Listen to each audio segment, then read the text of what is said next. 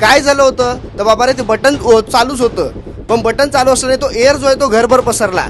अचानक दरवाजा उघडला आणि हा स्फोट झाला. मित्रांनो, आता मी आलोय भगतसिंग नगर गोरेगाव मधील वॉर्ड क्रमांक 57 येथे राजाराम गल्ली जी आहे इथे सिलेंडरच्या एअरचा स्फोट झालाय आणि काय परिस्थिती झाली ना घराची आपण ते पाहूयात. मी तुम्हाला दाखवतोय.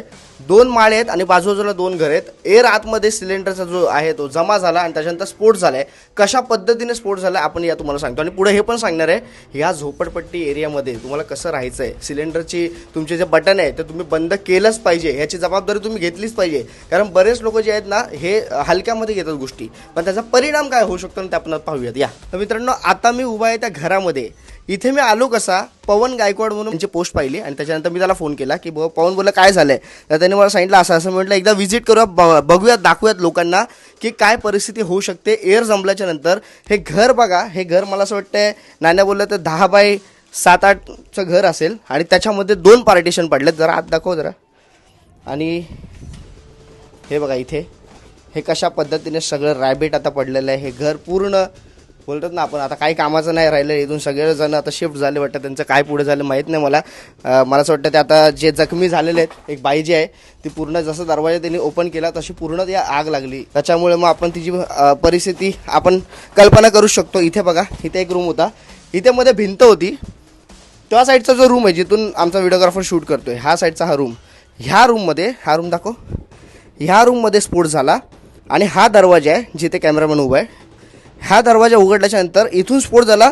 तर इथं जी भिंत होती, ही भिंत दाखव, ही भिंत तुटली आणि या भिंतीच्या मागे 2 मुलं ही झोपली होती, तरुण मुलं झोपली होती, त्यांच्या अंगावर भिंत पडली, ते पण जखमी झाले आणि जी बाई जिने दरवाजा उघडला ती पण झाली. मित्रांनो, हे सगळ्या घराचं नुकसान पण झालं. पुढे काय मग गोष्टी झाल्या आता याच्यावर आपण, मला तरी असं वाटतं जे भारत गॅस किंवा जो कुठला तो गॅस सिलेंडर असेल त्यांनी तर सहकार्य करावं, त्यांनी इन्शुरन्स क्लेम करून द्यावं, लवकरात लवकर कडून फॉलोअप घेण्याचं काम मला असं वाटतं आपले जे इकडचे उमेदवार आता आहेत, जे आता इच्छुक आहेत, त्यांनी यावं आणि त्यांनी मदत करावी अशी मी एक आशा अपेक्षा बाळगतो. मी तुम्हाला वरची परिस्थिती दाखवतो काय झाली आहे ते बघूयात. चला तर मित्रांनो, आता वर जाऊया, वर जाऊन बघूयात ह्याच घराच्या वर काय परिस्थिती आहे. या माझ्या मागेवर ही शिडी आहे, ही शिडी शाबूत आहे नशीब. वरची घराची परिस्थिती काय झाली आहे तुम्हाला मी दाखवण्याचा प्रयत्न करतो. बघा मित्रांनो,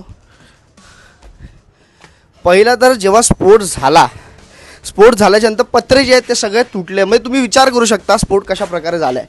वर पत्रेच नाही आहे, पूर्ण पत्रे तुटलेत. आणि ही जसं खालचं पार्टिशन बघितलं तुम्ही, ही भिंत जी आहे, हे एक जे घर आहे ना, ह्या घरात खालच्या स्फोट झाला आणि ही भिंत पण तुटली आणि खालची भिंत पण तुटली. एवढा मोठा तो स्फोट होता. मित्रांनो, हा व्हिडिओ बनवायचा एकच उद्देश आहे की आता इकडचे जे हे घरात राहणारे होते त्या रहिवाशांना, जे उमेदवार आहेत त्यांनी मदत करावी. आता जे इच्छुक उमेदवार आहेत त्यांनी फॉलोअप घ्यावा. इतर सगळ्या गोष्टी ज्या आमदार निधीतून पण काही वस्तू ज्या आहेत त्यांना ते देता येईल ते देण्याचा प्रयत्न करावा. कारण ही परिस्थिती जी आपल्यावर येते तेव्हाच आपल्याला कळतं. जो माझा व्हिडिओ बघत असतील, जे आपल्या वॉर्ड क्रमांक 57 किंवा मग इतर स्लम एरियामधून माझे व्हिडिओ बघत असतील, तुमचं जर का गॅस सिलेंडरचं काम झालं तर तुमचा गॅसचं बटन आहे सिलेंडरचं ते बंद करा. कारण बंद नाही केलं आपण असाच ठेवतो, कधी कधी राहून जातं, कधी आपण गावी जातो, मग घरी आल्याच्यानंतर कधी आपण दरवाजा अचानक उघडतो, मग असा स्फोट होतो. मित्रांनो, कधी कधी असं होतं की आपल्याला वाटतं की आपण बटन बंद केले. आता झालं असं इथे की बटन बंद केलं असं त्या बाईला वाटलं होतं आणि आजूबाजूच्या लोकांनी सांगितलं पण की तुझ्या घरातून वास येतोय सिलेंडरचा, पण तिने काही लक्ष दिलं नाही ना, माझ्या घरातून नसेल वास येत किंवा बाजूच्या घरातून वास येत असेल. पण मित्रांनो, कसं असतं, आपण जरी आपल्याला माहिती आहे की मी माझ्या हाताने बंद केलं सिलेंडर, तरी पण एकदा बघितलं पाहिजे, कोणीतरी सांगतंय म्हणून. ही एक खबरदारी घ्या. आपला शॅम्पन आपण करून नंतर ही परिस्थिती होऊ शकते. प्रत्येकाला माझी विनंती आहे, प्रत्येकापर्यंत हा व्हिडिओ पोचवा जे स्लममध्ये राहतात आणि प्रत्येकाने आता ह्याच्या पुढे दक्षता घ्या. कारण भगतसिंग नगर 2 नंबरमध्ये वॉर्ड क्रमांक 70 मध्ये ही परिस्थिती झाली आहे.